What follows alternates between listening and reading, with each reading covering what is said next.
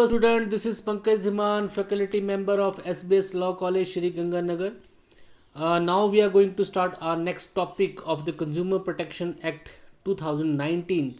That is the procedure followed by the commissions, whether it is district commission, state commission और national commission, अगर उनके पास कोई complaint आती है तो वो उसको कैसे सॉर्ट आउट करते हैं, कैसे प्रोसीजर चलता है। कोई डिस्प्यूट अगर कंज्यूमर और गुड्स प्रोवाइडर या सर्विस प्रोवाइडर के बीच में हो जाता है, कोई भी डिस्प्यूट अगर इस एक्ट के अंडर होता है तो क्या कैसे प्रोसीजर चलता है, आप कैसे कंज्यूमर प्रोटेक्शन कमीशन में जाके कंप्लेंट लगाते हैं, कंप्लेंट कैसे एक्सेप्ट होती है, कैसे जो है एविडेंस कलेक्ट किए जाते हैं और क्या क्या डिसीजन जो है कोर्ट ट्रिब्यूनल के आ सकते हैं और क्या क्या पनिशमेंट जो है इस एक्ट के अंडर दे रखे हैं, सारा जो आप यहाँ पे पढ़ेंगे। तो देखिए, अगर मार्केट में जाके अगर आप कोई गुड और सर्विस परचेज़ करते हैं, कोई चीज़ हायर करते हैं और वो प्रोडक्ट जो है एज़ पर क्वालिटी नहीं निकलता है, अप टू द मार्क नहीं निकलता है, आपकी जो सेटिस्फेक्शन जो है उस प्रोडक्ट से रिलेटेड नहीं है, गलत एडवर्टीज़मेंट की जाती है, गलत पब्लिकेशन की जाती है किसी प्रोडक्ट से रिलेटेड, प्रोडक्ट जेन्युइन नहीं है, अनट्रेड प्रैक्टिसेस की जा रही हैं, तो उस सिचुएशन में आप जो है कंज्यूमर प्रोटेक्शन कमीशन इस एक्ट के अंडर, कंज्यूमर प्रोटेक्शन एक्ट 2019 के अंडर कमीशन के पास जो है कंप्लेंट लगा सकते हैं। कंप्लेंट का प्रोसीजर आपको यहाँ पे पढ़ना है। I hope it's going with to very easy for you after studying this whole question. तो देखिए, the section 35, 36, 37, 38 consumer protection act 2019 का प्रोसीजर बताता है कि आप कैसे डिस्ट्रिक्ट कमीशन में या फिर स्टेट कमीशन में या नेशनल कमीशन में, जिसका सेक्शन जो है 49, 59 है, इसके अंडर कैसे आप कंप्लेंट लगा सकते हैं। सबसे पहले आपको क्या करना है, 35 के अंडर कंप्लेंट फाइल करनी है कि अगर कोई डिस्प्यूट अगर क्रिएट होता है या कोई गुड्स या सर्विस से रिलेटेड आपको प्रॉब्लम है तो। The process of hearing in the commission start with the presentation of the complaint under the section 35। A complaint can be submitted by the consumer. कौन कंप्लेंट को सबमिट कर सकता है? कोई भी कंज्यूमर जिसको दिक्कत है, कंज्यूमर एसोसिएशन भी कोई हो सकता है, central government, central authority and the state government, कोई भी जो है किसी भी सर्विस या गुड से रिलेटेड जो है उसकी डेफिशिएंसी से रिलेटेड कंप्लेंट फाइल कर सकते हैं। इलेक्ट्रॉनिक मीडिया से भी, इलेक्ट्रॉनिक फॉर्म से भी जो है फाइल की जा सकती है। लीगल प्रैक्टिशनर, एडवोकेट के थ्रू भी फाइल की जा सकती है, नो इसमें कोई प्रॉब्लम नहीं है। एक्सेप्टिंग और रिजेक्टिंग अब कंप्लेंट जो आपने लगाई है, अब चाहे आप डिस्ट्रिक्ट फॉर्म में जा रहे हैं, अगर मैटर जो है 1 करोड़ तक का है, अगर 1 से 10 करोड़ तक का है तो आप स्टेट फॉर्म में कमीशन में जा रहे हैं, और 10 करोड़ से ऊपर है तो आप नेशनल कमीशन में जा रहे हैं। 36 के अंडर वो देखेंगे सबसे पहले कि क्या कंप्लेंट एक्सेप्ट करने के लायक है, अगर नहीं है तो वो उसको रिजेक्ट कर देंगे। तो it has been said the proceeding will be conducted before the district consumer commission by the president at least one member। तो वहाँ पे मेंबर होंगे, कौन कौन होंगे? एक तो प्रेसिडेंट होगा जो कि डिस्ट्रिक्ट जज होता है, साथ में 2 मेंबर होते हैं, उसमें से 1 वुमेन होती है। ऊपर आपने इसका कॉम्पोजिशन पढ़ा। कमीशन के पास फुली राइट है कि वो कंप्लेंट को रिजेक्ट या फिर एक्सेप्ट कर सकता है, लेकिन एक्सेप्ट या रिजेक्ट का जो डिसीजन है जो 21 दिन के अंदर देना पड़ता है। डिसीजन 21 के अंडर नहीं, एप्लीकेशन को, कंप्लेंट को एक्सेप्ट करना है या रिजेक्ट करना है, इसका डिसीजन 21 डे के अंदर देना होता है। नेक्स्ट आपके पास, आप कंप्लेंट मान लीजिए एक्सेप्ट होती, कमीशन जो है कंप्लेंट को देखता है, अगर उसको लगता है कि मैटर यहाँ पे जो है वो मीडिएशन से भी पॉसिबल है, मीडिएशन इसमें हो सकती है, मतलब दोनों की आपसी सहमति से कोई भी डिसीजन हो सकता है, मांड वाले जिसको बोलते हैं, मीडिएशन अगर हो सकती है, दोनों पार्टी में सुलह करा के जो भी अमाउंट बनता है वो दे के जो अगर ख़त्म किया, तो 37 में पहले कमीशन ये पॉसिबिलिटी देखेगा कि क्या वहाँ पे जो है कोई ऐसा मीडिएशन हो सकता है, कंप्लेंट जो है उस पर मीडिएशन हो सकती है, दोनों पार्टी मिल बैठ के जो है उस डिस्प्यूट को सॉल्व कर सकती है कि नहीं। अगर ऐसा करना है तो 5 दिनों के अंदर दोनों पार्टीज़ के कंसेंट लेने के बाद जो है मीडिएशन जो है कर दी जाती है। अब आगे बढ़िए, आप अगर देख लीजिए कि प्रोसीजर आप देखिए, अब यहाँ से प्रोसीजर स्टार्ट होता है।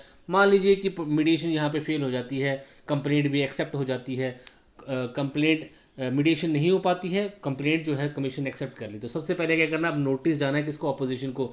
जिस सर्विस प्रोवाइडर ने या गुड प्रोवाइडर ने आपको जो प्रोडक्ट दिया था, वो जिससे आपको दिक्कत थी, उस कंपनी को, उस ग्रुप को, उस एसोसिएशन को, उस ऑर्गेनाइजेशन को पहले जाएगा एक समन, जिसको नोटिस भी बोलते हैं, 21 डेज़ का दिया जाता है, और उसका जवाब जो है वो जो ऑर्गेनाइजेशन जो है, वो कंपनी जो है या कोई पर्सन जो है जिसके अगेंस्ट वो कंप्लेंट लगाई गई है, उसको 30 दिनों के अंदर इसका जवाब देना होता है। सिंपल सा बात यहाँ पे ये। अच्छा, अगर ऑपोजिशन पार्टी वहाँ पे नहीं आती है तो फिर अगर जवाब नहीं देती है 30 दिन के अंदर, तो डिस्ट्रिक्ट कमीशन कोई भी फैसला जो है फर्दर प्रोसीडिंग के लिए ले सकता है। अब नेक्स्ट है sending the goods for the examination. अब मान लीजिए कि उनका जवाब जो है आ जाता है, तो नेक्स्ट प्रोसीजर क्या होगा। अब जो प्रोडक्ट जो है जिससे रिलेटेड दिक्कत है कस्टमर को, अगर उससे लगता है कि उसको फर्दर एग्जामिनेशन चाहिए, तो जो गवर्नमेंट की लेबोरेटरीज होती हैं उसको वहाँ पे चेक करने के लिए भेजा जाता है। तो यही बताया गया, sending the goods for the examination where the commission considers that there is a defect in the goods and is required to be properly examined by the laboratory. It will send the goods to the laboratory in the prescribed manners and can be expected the report 45 days. तो laboratory में वो product भेज दिया जाता है ताकि उसके अच्छे से एग्जामिनेशन हो सके, और 45 डेज़ के अंदर ये एक्सपेक्ट किया जाता है कि उसका रिजल्ट जो है आ जाए।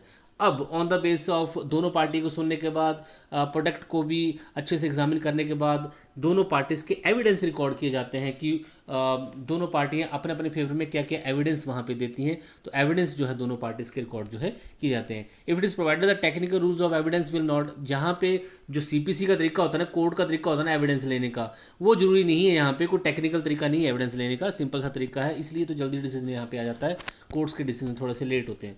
अब यहाँ पे नेक्स्ट प्रोसीजर क्या, procedure on the absent of the party. अगर पार्टीज़ जो एब्सेंट रहती है, उनको तारीखें पड़ती हैं और वो एब्सेंट रहते हैं, तो अगर कंप्लेनेंट खुद एब्सेंट रहता है तो कमीशन जो है कोई भी डिसीजन जो है further on the basis of merit decision ले सकता है। और लेकिन अगर अपोजिशन पार्टी, दूसरी पार्टी जो है एब्सेंट रहती है, तो एक्स पार्टी डिसीजन वहाँ पे हो सकता है, मतलब कि प्लेंटिफ या फिर कंप्लेनेंट के फेवर में डिसीजन सुनाया जा सकता है। सेटलमेंट ऑफ द डिस्प्यूट, और फाइनली जो है अगर ऐसा कुछ नहीं है, दोनों पार्टियाँ टाइम पे टाइम आती हैं, सारे एविडेंस हो जाते हैं, प्रोडक्ट की जो है एग्जामिनेशन भी हो जाती है, अब फाइनली डिसीजन वहाँ पे दे दिया जाता है। आफ्टर गिविंग द अपॉर्चुनिटी, दोनों पार्टी को सुनने के बाद, the matter will be settled by the commission on the basis of affidavit, जो भी एविडेंस उनके बेसिस पे जो डिसीजन है वो जो दे दिया जाता है।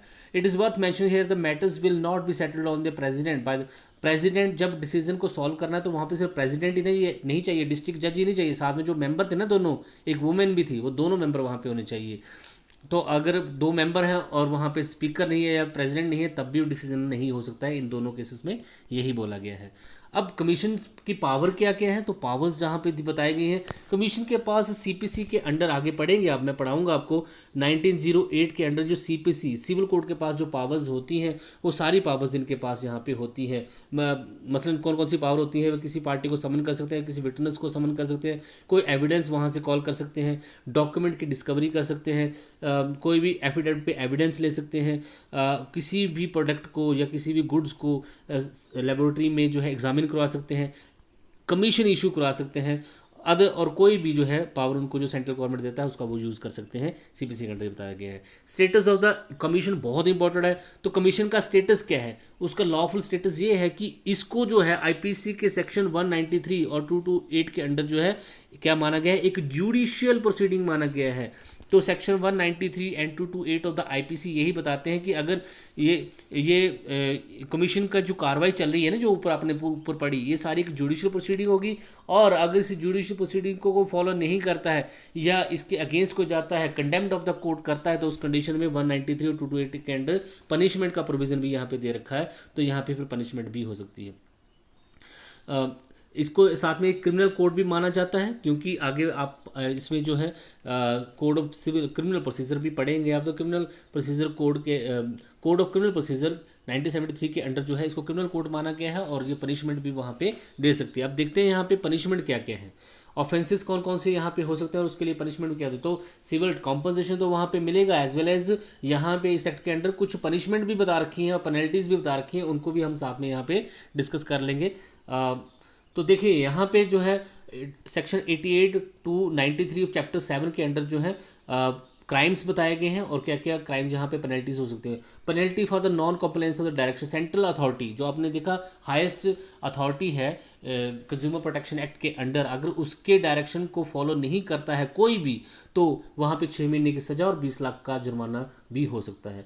Penalty for the false and misleading advertisement, कोई भी कंपनी, ऑर्गेनाइजेशन, एसोसिएशन या कोई भी कंपनी जो है कोई गुड्स या सर्विसेज बना रही है, अगर वो कोई मिसलीडिंग एडवर्टीजमेंट देती है तो उसके लिए यहाँ पे सेक्शन 89 के अंडर सज़ा है 2 साल की इम्प्रिजनमेंट सज़ा हो सकती है, 10 लाख से ऊपर का फाइन भी हो सकता है। फॉर सब्सिक्वेंट ऑफेंस, लगातार वो ऑफेंस फिर भी करते रहते हैं, एक बार उनको डायरेक्शन मिल के आप ऐसा ना करिए, उसके बाद भी करते रहते तो सज़ा 5 साल तक की और 50 लाख का जुर्माना भी वहाँ पे हो सकता है।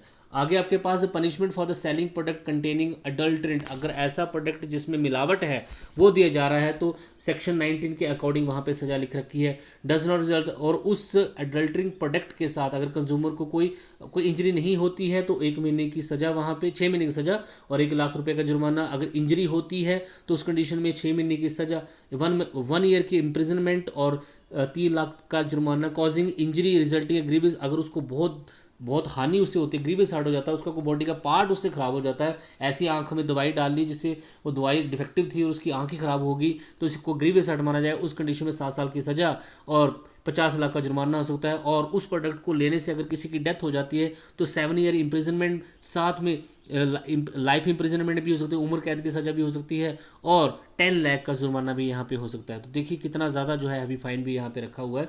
इसके अलावा punishment for the selling spurious good, जाली चीज़ें बेचने पर, स्पुरियस होता है जाली चीज़ें, तो जाली चीज़ों को बेचने से अगर किसी पर्सन को कोई इंजरी होती है तो उस कंडीशन में 1 ईयर की इम्प्रिजनमेंट, साथ में 3 लाख का जुर्माना।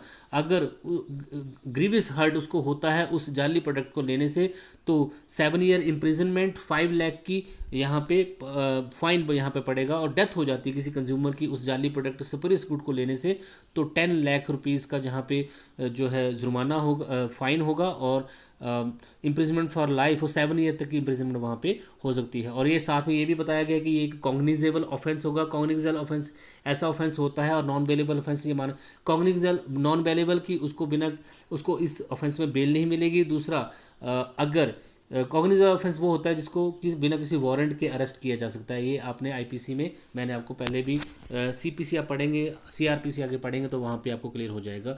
ये सारी चीज़ें यहाँ पे बताई गई हैं। और अगर penalty for the vexation research, गलत तरीके से रिसर्च की जाती है, इंटेंशनली सर्च की जाती है किसी भी डिपार्टमेंट में, ऑर्गेनाइजेशन में या किसी भी कंपनी में, तो यहाँ पे इसका भी प्रोविज़न 10,000 का जुर्माना जो है उस अथॉरिटी पे हो सकता है जो गलत तरीके से सर्च और सीजर करता है किसी भी डिपार्टमेंट में जाके, किसी भी ऑर्गेनाइजेशन और कंपनी में जाके।